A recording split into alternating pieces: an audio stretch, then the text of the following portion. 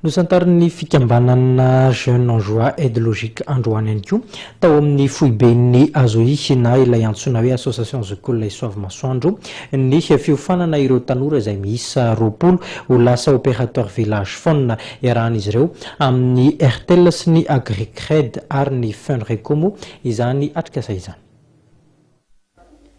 Tanora 20 no manaraka ny fiofanana karakarain'ny fikambanana Jeune Anjois Aide Logique miaraka amin'ny Airtel, Agricred sy Fenreco, fiofanana izay anampy azy ireo ho lasa opérateur village phone. Ny anjara asan'ny fikambanana Jeune Anjois Aide Logique dia fampiofanana sy fanamorana ny azahoan'ireo mpiofana ireo fitaovana sarobidy ahafahany miasa avy hatrany. Ny fiofanana izay natao androany dia fiofanana anofananan'ireo tanora ho opérateur village phone izay tolotrasa manokana iarahana amin'ny Airtel, Fenreco ary Agricred. Ny Jeune Anjois, fikambanana Jeune Anjois Aide Logique kosa dia faraka amin'ny 20 ny fikambanana ao amin'ny tambazotra ny fikambanana RFM na Réseau des Femmes Miralenta Antilive no misahana zany eto Soavy Masoandro.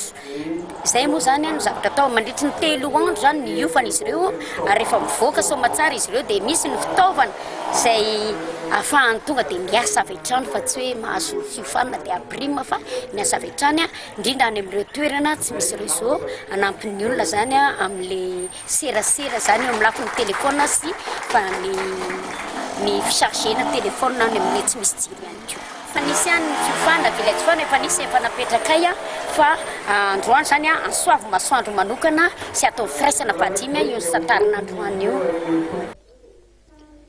Ny filohan'ny fikambanana Jeune Anjois Aide Logique dia nampatsiahy fa fikambanana natao hanatsara ny farim-piainan'ny olona rehetra indrindra ny tanora mba azahoany fahalalana sy fitaizana araky ny tokony ho izy izany fikambanana izany.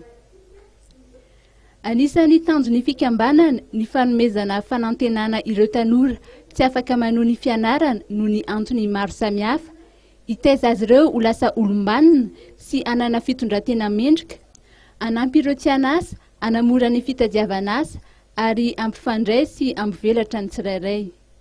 Ny hetsika atao manaraka dia ny fampiofanana ny tanora ho lasa mpanentana na animateur eny fotony izay iaraha-miasa amin'ny Airtel, ny Planète Finance, ny Fenreco raha tsy hitanisa afa-tsy ireo.